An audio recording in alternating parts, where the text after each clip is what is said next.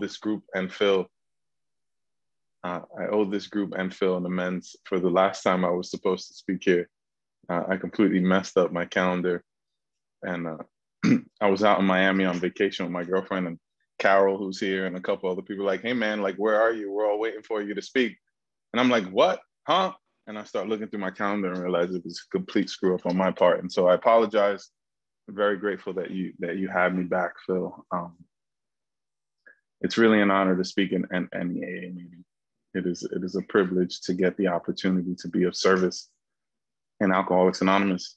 You know, I didn't realize, thank God Zoom only lets you see 30 people, right? Because 222 people looking back at you might get really intimidating really fast. Holy cow. Now I understand why people are so nervous about speaking at our meeting every night at 9 o'clock, right? And I'm really happy and really excited to be here. My sobriety date is the 19th of May of 2016. I heard you guys had Ali here last week, and Ali and I, we a few of us, Kevin, if you come to our meeting, Sharon, we are class of 2016. No cap, no gown, but we love it here, and happy to be a member. And so my home group, as Phil mentioned, is the Bronx Big Book Study, which was a real physical group before Zoom, but what God has done through that group in the era of Zoom during this pandemic has been nothing short of astounding. Right, Alice from our group says, and I quote her often because it's one of my favorite quotes ever, is right, like, we are not the milkshake, but we get to be the straw. And it's been really cool to be a straw in this whole process. So I haven't the slightest idea what I'm going to talk about. Phil said, go for it. He said 50 minutes on whatever you want. And I try not to have a canned talk. I mean, there are some parts of my story that are just parts of my story. So if you've heard it before, you might hear some things you heard before. You might hear some things that you've never heard before. If you've never heard me before, this might not be linear. I haven't the slightest idea what's going to go out.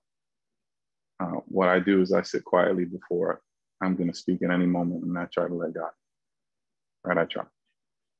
And the beauty of this program has taught me that that's really all I have to do. That's all that's required of me time and time again, is just to try. You know, we have to be willing to grow along spiritual lines. And, you know, I had an amazing childhood. An amazing childhood. My mom was a nurse, and she busted her behind to give me a fantastic life. Home cooked meals, homework. She helped me with homework. That time, she read to me every night that she was home. She took us to Disney World and on vacations to San Diego. She met her dad when I was somewhere between 8 and 10 years old. And from that moment on, we went to Puerto Rico frequently to visit her dad and see my parents and my grandparents and vacation there. She put me through private school my entire life. She got me into college. And that all of that is true. You know, she sent me away to these beautiful summer camps up in the White Mountains of New Hampshire to keep me out of the ghetto. I was born and raised in the South Bronx, New York City, which isn't the best neighborhood in the world. And I also had a really rough childhood, right? I had a maternal grandmother die of alcoholism when I was 5. My dad was murdered a few blocks from my home a month before my 7th birthday. He was a drug addict who got caught up in the drug epidemic, the crack epidemic of the 80s in New York City, New Jack City. You know, my mom left me home alone a lot when she was working those extra shifts with my older sister. And there was drugs, sex, loud music. The same guys who were hanging out on the block when my dad was murdered were in my house smoking pot and drinking and playing music. And thank God for the microwave and the television and the fact that I had my own room to hide in. Right, and I found my way into the streets despite the parenting of my amazing mom. And I was in the chess club, but I was also in gangs. You know, I was like, all of these things are true. Right, and through this amazing program and through what I've learned here and what I've the wisdom that I've gained from going through the steps and from you amazing people in Alcoholics Anonymous, I realized that nothing is black and white, right? A lot of things can be true. None of the things that I told you make me an alcoholic. None of them, right? But I'm going to give you a few details of my upbringing and the things that I went through. Because maybe if you're new and you're wondering, like, what are these guys talking about? Maybe you'll hear something that says, hey, I thought like that, I felt like that, maybe I drank like that. And it'll keep your attention long enough for you to be here when somebody says, hey, let's go through the steps. And you'll realize you'll get to see, learn, feel, understand about you.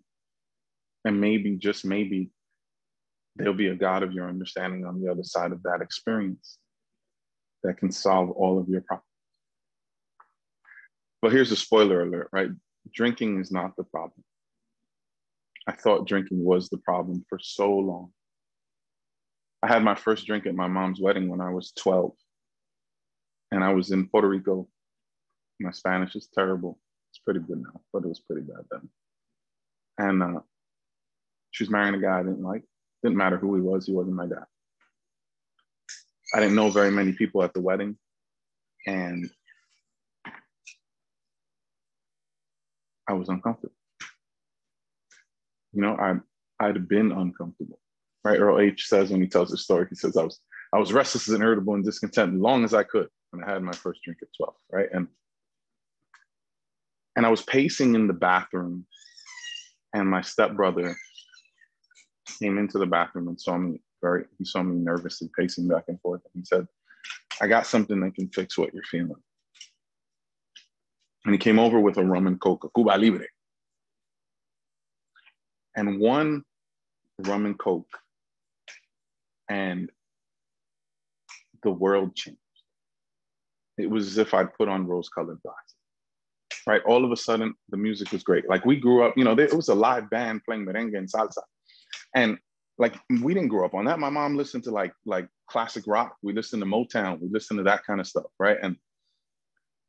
And so all of a sudden, my hips are shaking to the merengue music, and everybody who made eye contact were on the dance floor. And all of a sudden, I'm hugging on Al, the guy I hated, the guy who's about to marry my mom, and right, and like all of a sudden, I'm a part of. All of a sudden, these fears and things that I didn't understand consciously were gone. I was speaking my broken Spanish to whoever would listen. I didn't care, and I just kept finding my way back to the bar. It was like, well, if I feel this good with 1, 2, 3, 4, 5, 7, 15 will absolutely make it back. And I hadn't the slightest idea what alcohol would do to me, but I realized instantaneously what alcohol could do for me. Right. And it's like that for a lot of us, right? You talk to non-alcoholics, and they don't have this white light experience when they first have their first drink, right? Like in Bill's story, he says, you know, I discovered liquor as if he unearthed this treasure that had been waiting for him his entire life, right?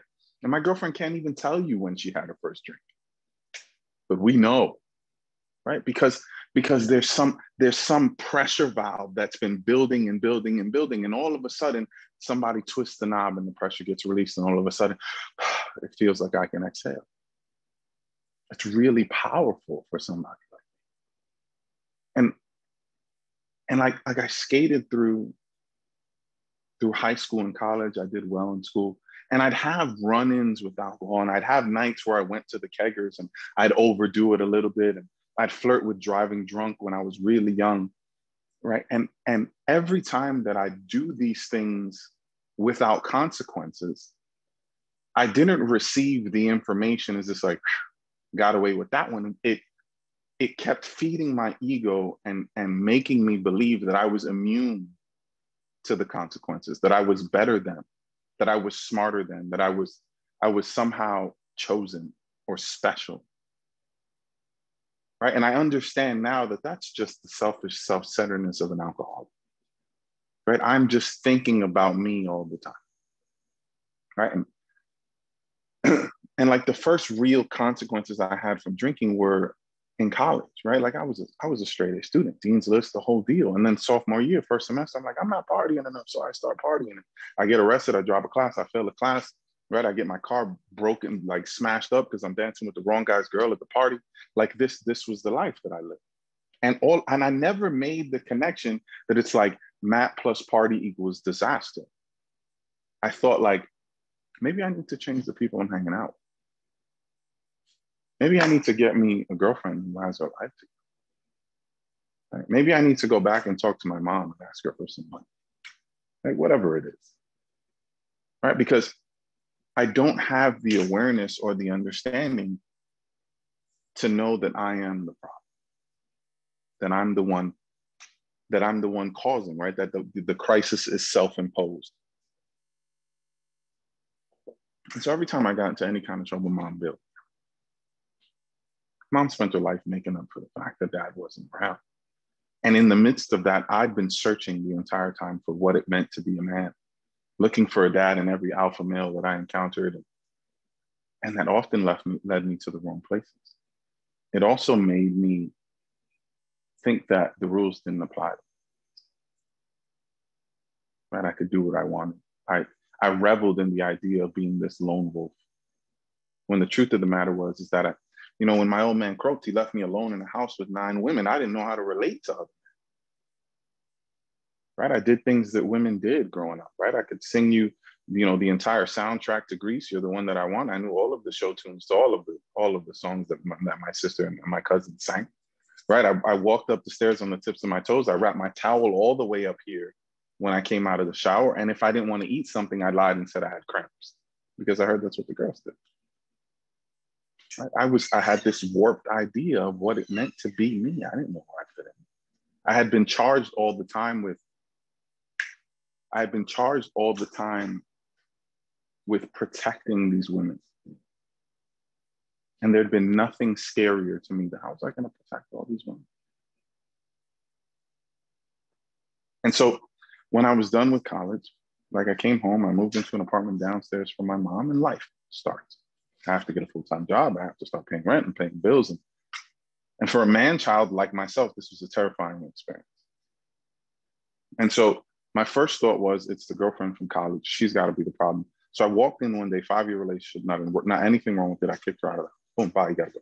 This is not working out. Asked her to leave on Thursday, met another girl on, I don't know, somewhere around there, and moved her in on Monday. Because that's what good alcoholics do, right? It doesn't have to make sense. And 6 months after the new girl moves in, she's pregnant with my child. Now I'm 24 years old. I don't know anything about being a dad. I don't know anything about being a man. But here comes responsibility square in my lap. And so, like mom did instill some values. I went back to school. I got a degree so I got a paramedic certification with the state of New York so that I could go work on ambulances and make a decent salary because my bachelor's degree was in psychology and you can't really do much of that. And I couldn't find anybody to pay for my master's. And so I did that. And once again, I became lonely and turned to alcohol. And I will, I would use any excuse to overdo it, any excuse to drink. It started with just like, let's go to happy hour with the people at work, right? We're in uniform, this is what we do, right? You've seen the television shows, every show with any group of people that's in uniform, that's what they do. They go to the bar afterwards. So let's go to the bar and hang out and, right? And clink beer glasses and tell war stories and all of that fun stuff. But I started to notice that I was usually the last one or the last of 2 at the bar. Then I stopped coming home at all, right? And we all know how the progression goes. I refuse to get into a drunk log. Some of that information is important, but we all know what happens, right? And so it just progressed until I had no control whatsoever over the amount that I consumed or when I was going to drink. I'd lost the power of choice, right? And the first person to mention to me that I had a problem was my mom. Now, when dad died, dad, the drug addict, and her mom, who she grew up with, who was an alcoholic, When dad died, mom went to work a second job at a rehab as a nurse in a rehab, right? So she's got a little bit of life experience and work experience in the matter. And she says, Matt, I think you have a drinking problem. And I laughed. I said, I don't have a drinking problem. I said, I work hard, I play hard, I earn the drinks that I take. I make a decision to go out drinking every time I drink. And you know, like I work in a very traumatic field, blah, blah, blah, blah, blah. All of this nonsense.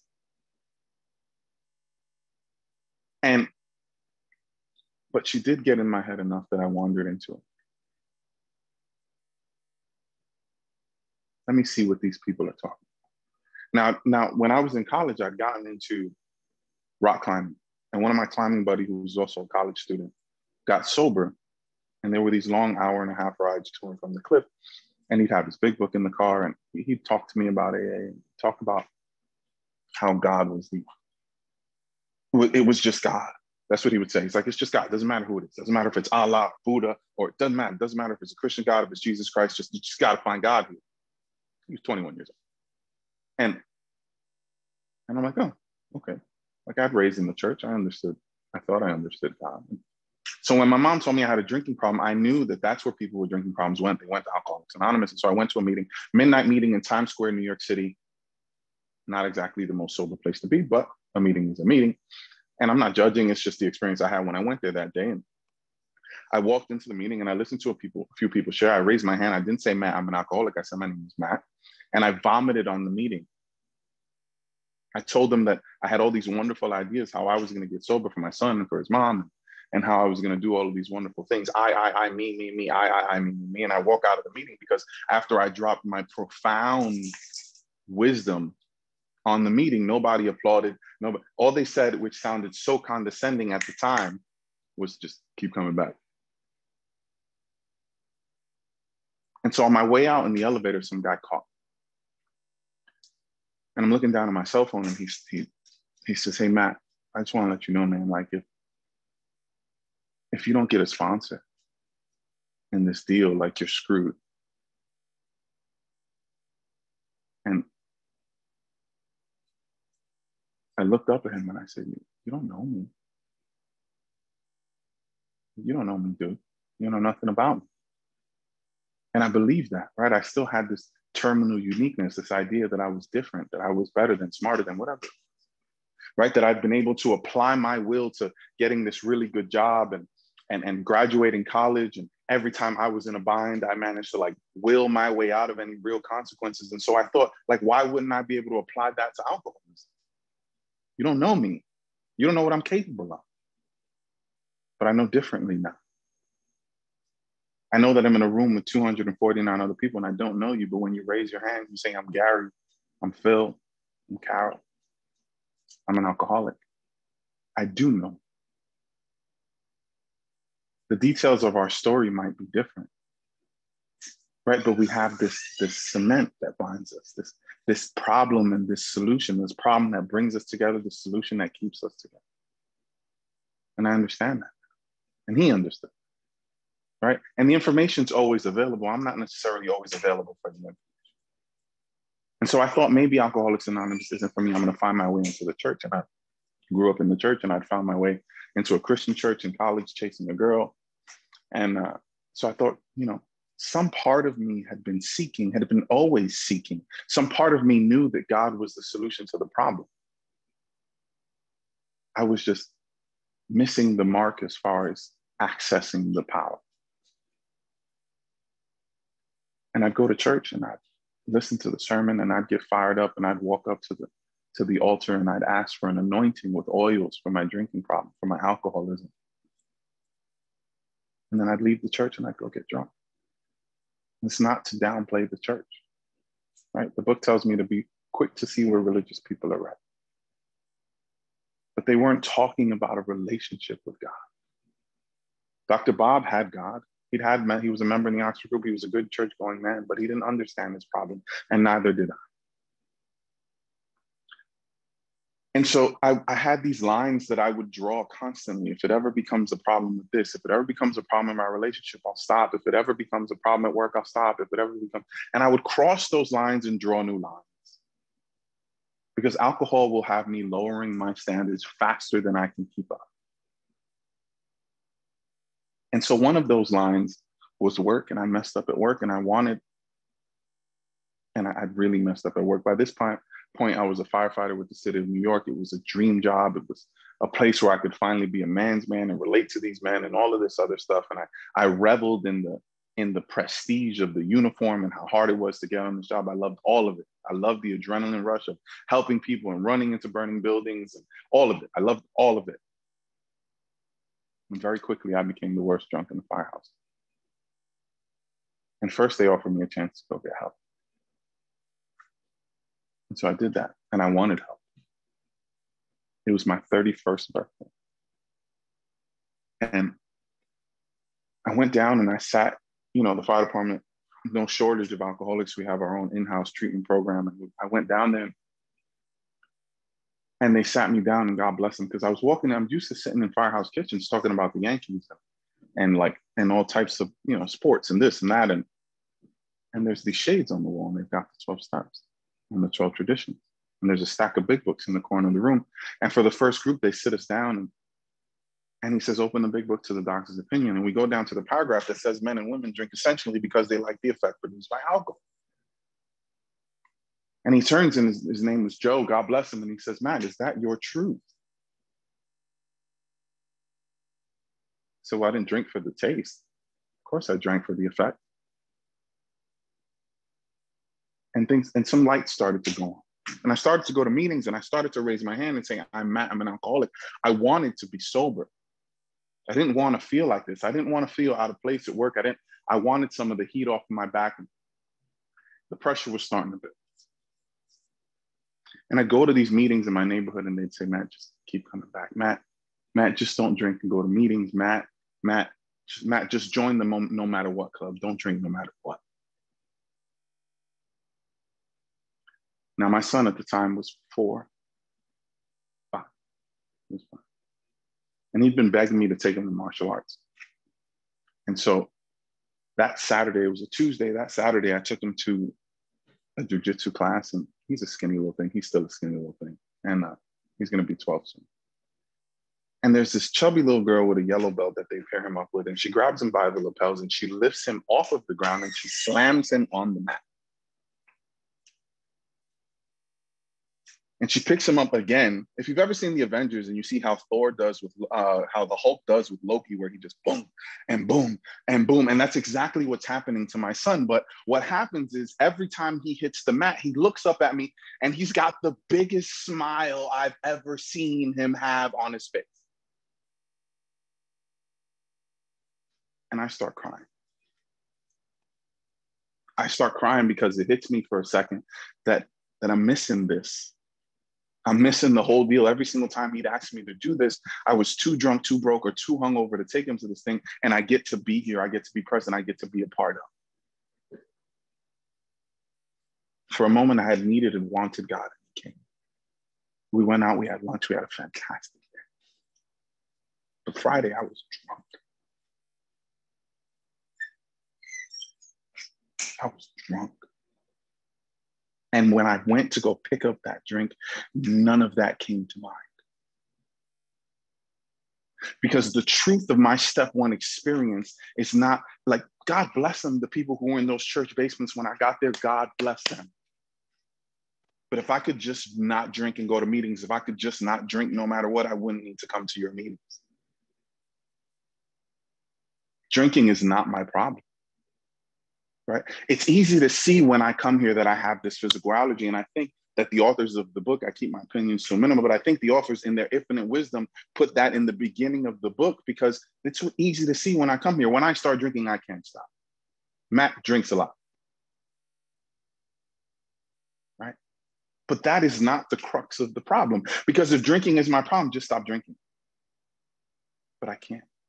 And I do the 1, 2, 3 merry-go-round for a year after that, until one morning after a 4-month run, I can't get out of bed. I was 40 pounds underweight. I put a table saw through my thumb. Like, I was checking my pulse through this app on the light on my phone, saying that if my pulse goes above 200, I hadn't eaten in 4 days, that then I would go into the hospital because I was scared that I was going to have a stroke. And this quiet little thought comes to mind. And it says, Matt, if you don't get up and do something, you're going to leave that now 6-year-old boy with the same fate that you had. Get up. Now, the final line that I drew in all of those lines that I kept drawing was that I didn't want to be my dad. Here I was, body full of drinking and drinking accessories, as I like to call them. And I got this 6-year-old kid getting himself ready for school in the next room. And I didn't want to die. I didn't have the courage to kill myself, but I would be perfectly happy if I never got up from that bed. But that thought comes into my head, and I spring out of bed and I make the phone call and I go away to treatment. And it takes me a week to settle in. Bob Dower talks about the recuperative abilities of the alcoholic ego. I'm 2 days off of booze in the treatment center, correcting the speaker because he misspoke on the third step prayer. Like the ego in this guy, right? The undisputed chess champion of Marworth rehabilitation, and thinking that that's some sort of badge of honor that I'm wearing, the ego. And then a week into treatment, it hits me. Like, I'm giving people advice and I'm walking around like I'm hot shit, excuse my French. And I'm in here because I can't stop drinking. I needed to be plugged from society to keep from killing myself and torturing everybody I loved in the process. I need to shut up.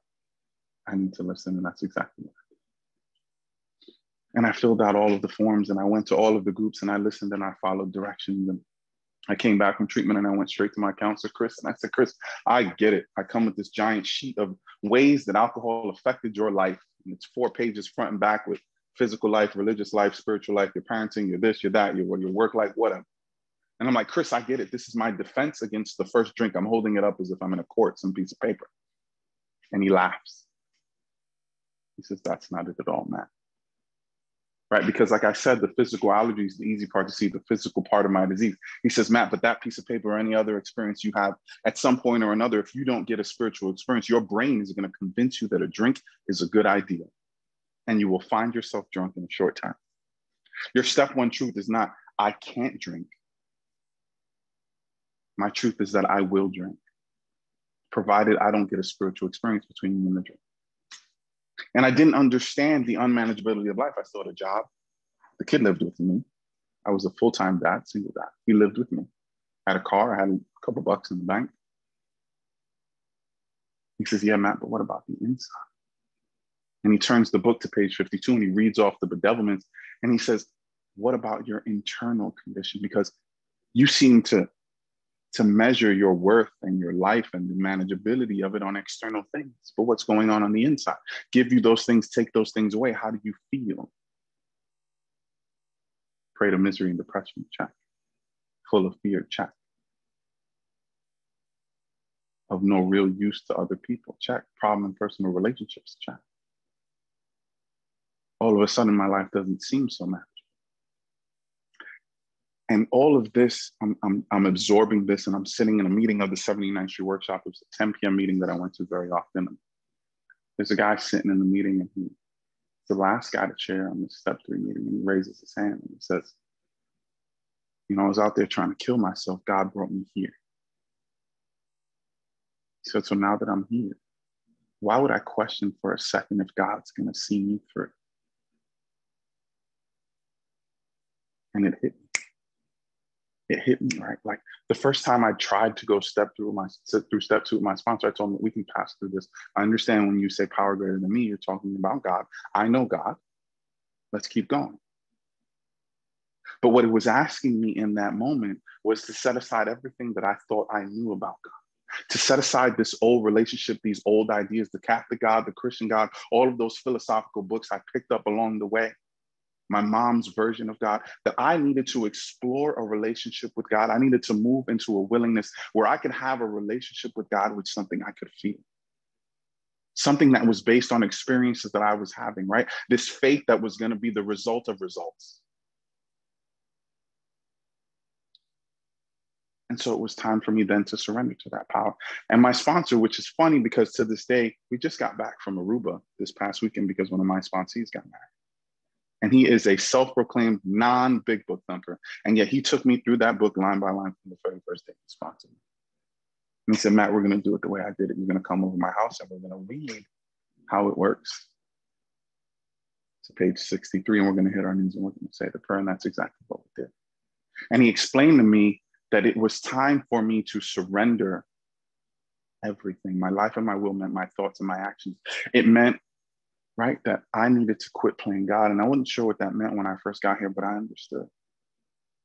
I needed to stop writing you guys a script, right, in this movie of my life or this television show of my life that I thought I was the actor, director, star, co-star. I was the producer. I was the mic guy. I was the grip. I was the sound guy. I was all of it. And I just needed to play my role in life. And if God was going to be director, if he was going to be my principal, if he was going to be my father, then it was time for me to start surrendering my will to him. But what the hell does that look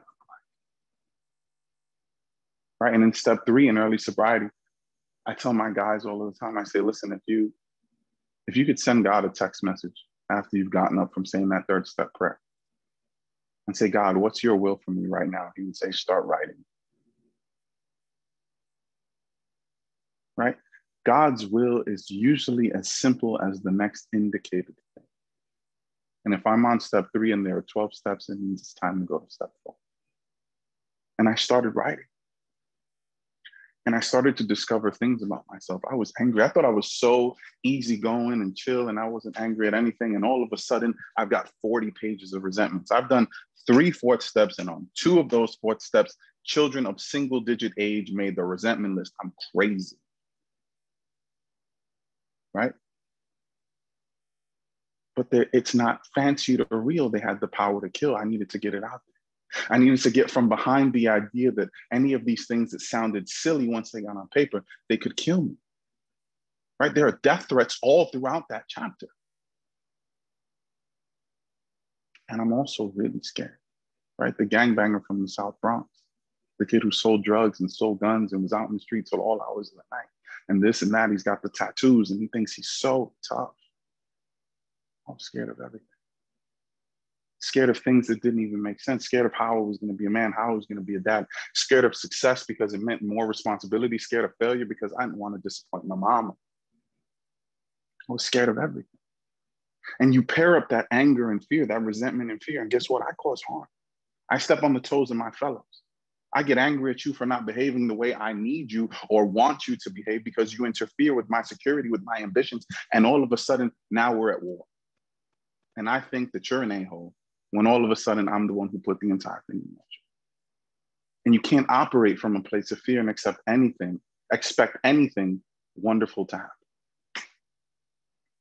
And I went through all of those harms and I went through all of my relationships and saw where I was at fault, where I'd been selfish, where I'd been self-centered, the defects, the things that blocked me, right? Causes and conditions, fact-finding and fact-facing the patterns, the things that separate me from God and separate me from you.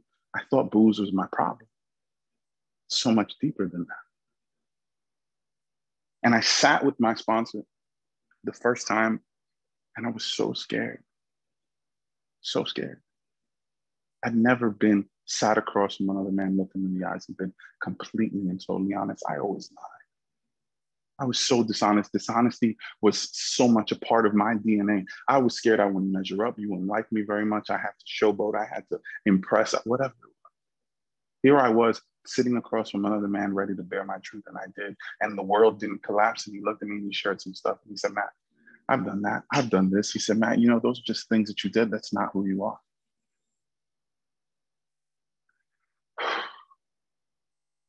And my shoulders come down. Right after that long day, you know, that long day that like, I don't know, at like noon when you make it to the bar and you take that drink because it's been a horrible morning and all of a sudden you go, well, here I was doing that with no booze, connecting with another man and God on a real human, real spiritual level. And he sent me out, as the directions say, he sent me out to go walk in the park. And if you were at last night's meeting, you heard me tell this. I apologize if you're hearing it again. Right? He sent me out to the park and I heard nothing. I was just beating myself up. I heard nothing. It was a park on a summer day. Kids were there. Sports were being played. The highway was right next to the park. I heard nothing. I'm just in my head. And at the end of that walk, this quiet voice comes into my head, the same quiet voice that got me out of bed. And it says, Matt, You don't have to live like that anymore. In that meditation, in that 1 hour after step 5, magic happens. I'm moving away from self-centeredness and I'm moving into God's world, becoming entirely ready to have God remove these things. Because after I ask him to do that, the next errand is to go out and repair. Because remember, I said I was angry and I was scared, and that anger and fear made me cause harm. And so here I am, God, take all of it, everything good and bad, because I don't always know which one is which. And I go out and I make repairs. And I had magic happen in the amends. I did my amends Dr. Bob style. It was Thanksgiving weekend. I was knocking door to door.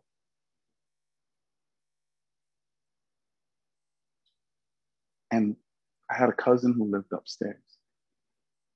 And she had a restraining order against me. We grew up together. She was one of the 9 women I grew up with. She lived in the upstairs apartment. She had a restraining order against me, a restraining order against somebody whose apartment door she had to pass every time she came in and out of her home because of the things that I did to her. Drunken rants in front of her kid about how she was a terrible mother because she wasn't paying my mother rent. Guess who else wasn't paying my mother rent most of the time? This guy, right? Damaging her car, locking her into an apartment. The list goes on, terrible things. And I'm done with all of these amends and I'm really scared to do this one. And I'm sitting in front of my house and out walks Debbie.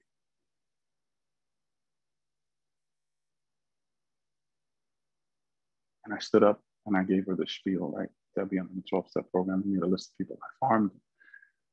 And you need to tell me if there's any way I can make it right. And if there's anything I missed, please let me know. And I look up because I'm looking at my feet as I'm rattling this thing off. I look up at her and she's got tears in her eyes and she raises her hands and she gives me the biggest hug. And she says, Matt, I just never thought I'd be able to hug my cousin again. And you see, I can't manufacture experiences like that on my best day. And yet when I shut up my big fat mouth and I follow some directions, magic happens every time, right? And so we went through step 10 and we read this 9-step promises all the time in meetings. And I think that they're beautiful and lovely and absolutely extravagant for an alcoholic of my type. But the 10-step promises are where it's at because it tells me that insanity comes back. I like the idea of my sanity returning. But they are just descriptions of God's grace and 20 years of Catholic education, Bible study in the Christian church, all of these things, reading the Bible constantly. And they were always talking about the grace of God. And I didn't understand what they meant until I got here. Right? And it talks about the miracle. It talks about like the problem being removed. It doesn't talk about what I do. My errand is to watch, right? Because the character defects will return. I will, resentment, anger, fear, jealousy, all of those things, dishonesty will come back up, right? And then I'm given specific tools how to handle that each time. And in the process of these 10 steps, right, like magic has happened in these things as well. And then my errand is to nurture my relationship with God. Right? I get right with God. I make my repairs. I continue to make repairs. And as I've entered this world of the spirit, now it's time for me to speak to God more, to communicate with God more, to nurture that relationship and to sit quietly. And that, like, I beg you to not put your meditation in the box. Right? Don't put your prayer in the box either. Meditation can be walking the dog. Meditation can be, it's whatever it is. It's where I find quiet time to listen for God's message, God's will, for where I find that connection. And it's looked so different for me over the course of my sobriety. Right now, 5 years sober, I'm a yoga teacher. I sit in lotus position in the corner of my room next to my Buddha statue. And and I've got the singing bowls and the whole deal, but that's not necessarily what it has to look like. And as I do that, as I nurture that relationship with God, it is time for me to carry the message. Right? And my first sponsee also spoke about him last night. His name is Lefty. And he came to me. I was 7 months sober. I just finished my steps. I think I was 7 or 8 months sober. We went through the steps, and he set the bar really high because he followed all of my directions, and he didn't give me any lip back. And we sat, and he talked about how he just wanted to be a dad too. He had children who were in their 30s and then got remarried later, and now he had a 6-year-old son. A son for whom most of his life had been driving around drunk with Hennessy in the car and never really did anything fun with this kid. He kind of just hung out on the street corners with him. And that man showed up at my firehouse on Thursday night. I hadn't seen him in a while.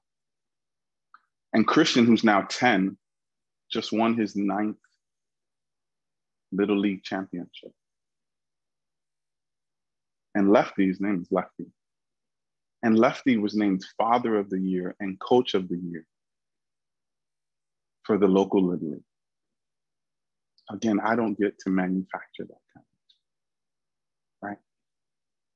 And so that wasn't the only time that I went through the steps because, right, we started the Bronx Big Book Study physical meeting. I wasn't even a year sober, and I'd been going through the meetings, and I'd heard some amazing speakers by pure chance. Like I happened upon a meeting where Roy T was speaking in my neighborhood, and I heard him do a line-by-line Big Book Study. And Roy's a good friend now, and like something was happening. And I go to Chris, the same guy in the treatment center, who's also a fireman, and I said, Chris, like, I need to go deeper. And he's like, yeah, just take more people through the steps. Leave me alone, right? He's kind of a jerk. I love him, right? And so, and then like I kept bugging him. And I said, Chris, but I'm missing something. And so at 3 years sober, I went through the steps a second time. And he sits me down and he says, Matt, you're early for this. I didn't get here till I was 7 or 8 years sober. He says, but the first surrender is the surrender to alcohol, right? You come here and you say, I'm powerless, and then you go through the steps. He says, the second surrender is the surrender of self, the complete surrender of self. And we go deeper, right? And I went through the steps all over again, and I started to understand more about myself. I started to have more magical experiences. I started to go deeper into like what makes me tick and what separates me from God and what a surrender to God really looks like, understanding that I didn't make a third step again, that I was just affirming the decision, right? I made that pact with God the first time, and here I am going through just carving away the parts that aren't me, that aren't going to bring me any closer to God. And what is the product of that? Sometimes it feels or looks like emotional survival. Sometimes, most times now, I get to show up in the world like a sober man. I get to be a worker among workers. You know, that first firehouse that gave me the opportunity to go to treatment and then kicked me out. Well, it was the most embarrassing thing in my adult life, to be asked to leave a firehouse. I hadn't even had 2 years on the job yet. I think I've just had 2 years on the job. Well, in 2017, I got a phone call from the fire department counseling services unit, and they'd asked me to be the face of a campaign to bring awareness to recovery within the fire department. And I got interviewed, and I got to meet the mayor and the chief of the department and the commissioner. Funny story, I walked in really late because I was stopping to get vape juice. Please don't judge me. And I run in and I shove a bagel with cream cheese in my mouth at the showing of this thing and the presentation of this entire campaign. And then the lady who interviewed me taps me on the shoulder. She says, there's somebody I'd like you to meet. And I look up and I turn around and I've got like hamster food, right? A cheek full of and cream cheese all over my face. And I turn around and it's Mayor de Blasio and it's the chief of the department and the commissioner. I'm like, right? But we get to try and fail often in this deal, right? I've become a yoga teacher, right? Like I'm the Puerto Rican kid from the South Bronx, like a yoga teacher, like legit, like tight pants and candles and crystals and the whole deal. And you know what happens is that people don't come to my class because I give the best flows or because I select the best music and I pick some pretty good music. Right? But what happens is that when I get there, I talk to them about the human condition, about the things that I learned here. I've learned that there's an avenue there for me to practice these principles in all my life. That separation from God and separation from the people around me is not unique to alcoholics. That I can look around and see humans and see people and understand that your spiritual malady or the presentation of your separation from God might look like workaholism or shopping problems or sex addiction or drug addiction or who knows what, anxiety or depression or whatever it is. But what I see are just people. We are the same. The guy who was constantly comparing himself and needed to be better than or less than, I look around and I just see equals all the time. That boy, that's noise you've been hearing back and forth. He's been charged with cleaning his room because it was quite a mess. His room is right here, and he lives with me still. He's going to be 12 in a couple. In the next room is my 1-year-old daughter asleep, and my girlfriend's there as well. And I get to show up. I get to be a part of. Earlier today, I got a sponsor who's in a sober house and he can't get out very often. And he was a friend, right? I went through the steps again about 6 or 7 months ago. And in the middle of making amends, I've been looking for my old boss. Because when I was 19 or 20 years old, I stole money from this job. And somehow he missed the other 8 steps that I'd written. And he finally came to, and he came up in this last round of amends that I was making. I've been trying to get a hold of Bruce. He now lives in California, and I couldn't get a hold of Bruce. Now, sometime around January, my girlfriend and I were having this huge disagreement, and I'm in my own head about what's really going on. And I take my phone, and I say, and like I just finished in a text barrage where your thumbs are moving at the speed of lightning, right? And I slam my phone on the table and I say, God, please help. And as quickly as my phone hit the table, the phone rings, and it's Bruce, who I've been trying to get a hold of for me. And I get Bruce on the line and I offer the amends, and he says, Matt, I knew you took that money. He says, but I knew your heart. We were young, we did stupid things.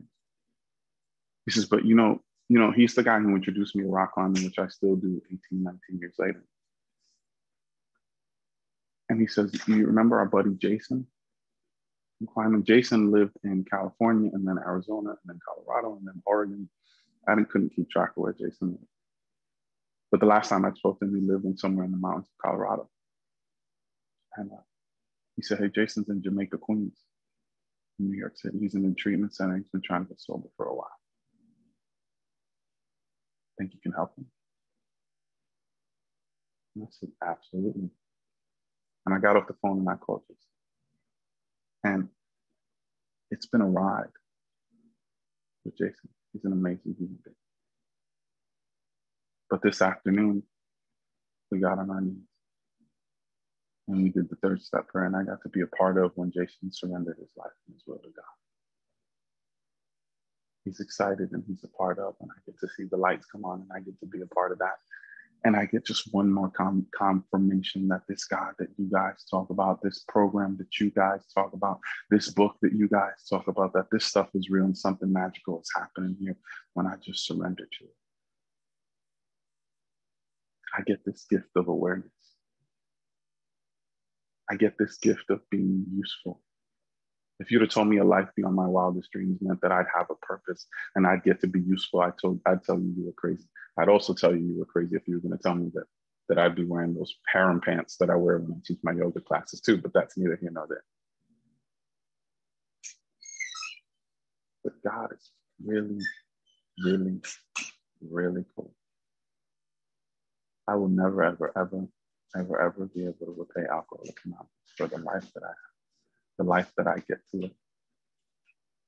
I want to thank you guys for allowing me to speak to you tonight. Thank you so much.